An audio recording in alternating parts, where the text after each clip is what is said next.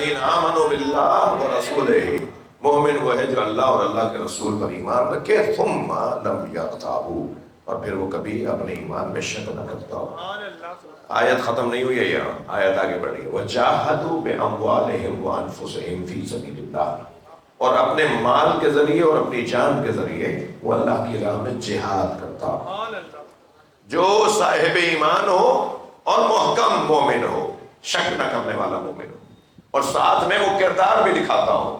کردار یہ ہے کہ اپنا مال بھی جب ضرورت پڑے دینے کو تیار ہو، جب جان کی ضرورت آئے تو جان دینے کو تیار ہو جائے۔ ایسے لوگ کیا ہیں؟ اولئک هم الصادقون، ایسے ہی لوگ اپنے نظریے میں سچے۔ سچا، کسی کا تو نام صادق ہوتا ہے نا، کون ہے؟ صادق بھائی ہے۔ یہ کوئی صادق بھائی ہوتا ہے، کوئی صادق ہوتا ہے علاقے کے اندر نام ہوتا ہے اس کا صادق، کوئی وہ ہوتا ہے جو کردار سے عمل سے سچائی ثابت کرے، کہ جو میں سوچتا ہوں اس پر ڈٹا ہوا بھی ہوں، جو میں سوچتا ہوں اس پر قائم بھی ہوں، بات بات میں، ذرا ذرا سی بات میں اپنے عقیدے سے ہاتھ اٹھانے والا، روزانہ نظریے بدلنے والا، روزانہ خیال بدلنے والا، روزانہ عقیدے بدلنے والا، روزانہ حالات کا رونا رونے والا، یہ اہل بیت کا چاہنے والا نہیں ہوتا۔ میں اور آپ جس دروازے پر بیٹھے ہیں نا، اس دروازے کا پیغام یہ ہے کہ زمانے کو موڑ کر نہ دیکھا کرو، موڑ کر دیکھا، حالات کو اپنے حق میں موڑنے کا ہنر آنا چاہیے۔ صلوات پڑھنے نبی کی ذات پر۔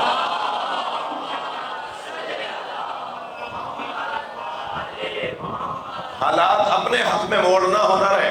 ائمہ اہل بیت کی سیرت یہ ہے کہ انتہائی نامناسب حالات میں بھی اس میں سے اپنے چاہنے والوں کی زندگی کا رستہ نکالتے تھے۔ لوگ سمجھتے تھے یہی رستہ ہے، ایک مرتبہ آئی امام کی طرف سے ایک پیغام آتا تھا، ایک اور رستہ دکھاتے تھے۔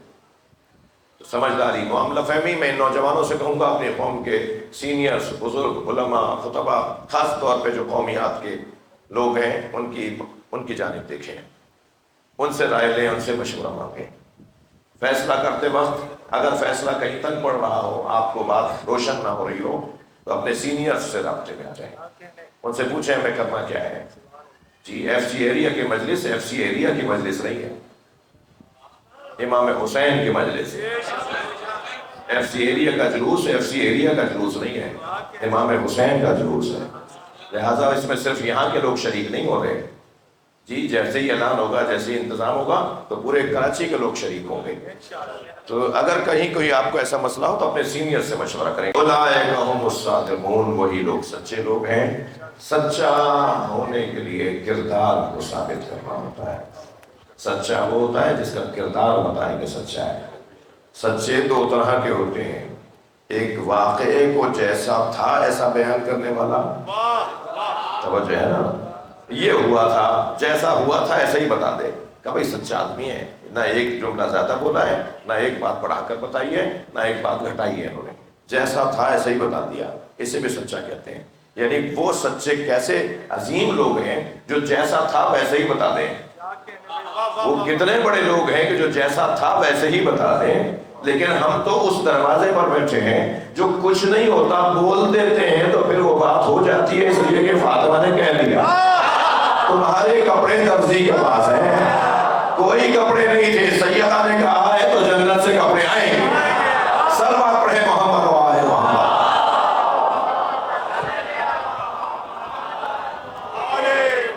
ہم صادقین کے ماننے والے ہیں، سچوں کے ماننے والے ہیں۔ الحمدللہ پاکستان کا سنی سمجھدار ہے، شیعہ ہوشیار ہے۔ ہم اس ملک میں مل کر اس ملک کو بنایا تھا، اور مل کر اس ملک کو چلا رہے ہیں، اور مل کر اس ملک کو محفوظ رکھیں گے اور ترقی کی راہوں پہ لے کے آئیں گے۔ پاکستان کو ایک سنی نے سوچا تھا، ایک شیعہ نے بنایا تھا۔ علامہ اقبال سنی، قائد اعظم شیعہ، سوچ سنیوں کی تھی، عمل شیعوں کا تھا۔ اس سے زیادہ حسن اور کیا ہوگا۔ الحمدللہ مل کر رہ رہے ہیں، مل کر رہیں گے، اور کوئی ہمارے درمیان پیار محبتوں میں رکھنے نہیں ڈال سکتا، کوئی ہمارے درمیان دوستیوں میں خلا نہیں ڈال سکتا۔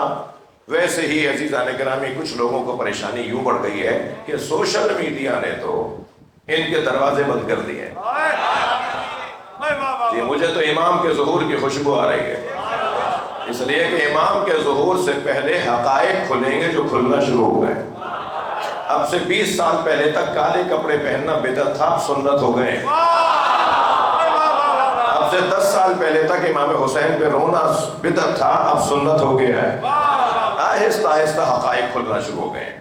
خود ہمارے بھائیوں کے علماء اس بات کو اب اقرار کر رہے ہیں کہ جو بات آپ صدیوں سے کہتے آ رہے ہیں، تو ہمارا کچھ نہیں بگڑ رہا، ہمارا نظریہ آگے جا رہا ہے۔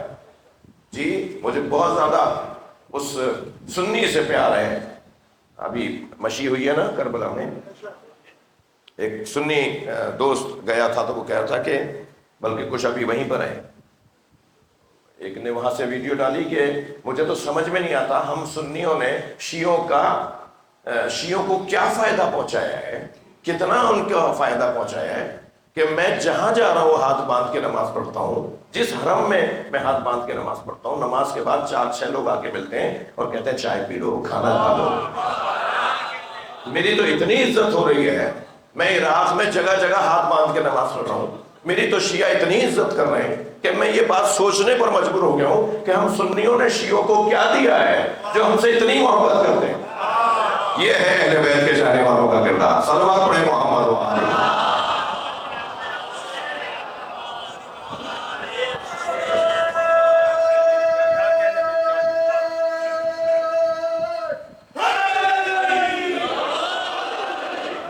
سیریا کے جوانوں سے کہوں گا، آپ کی آبادی میں، آپ کے پڑوس میں، آپ کے آگے والی لائن میں، پیچھے والی لائن میں سب سنی بھائی آپ کے ساتھ رہتے ہیں نا۔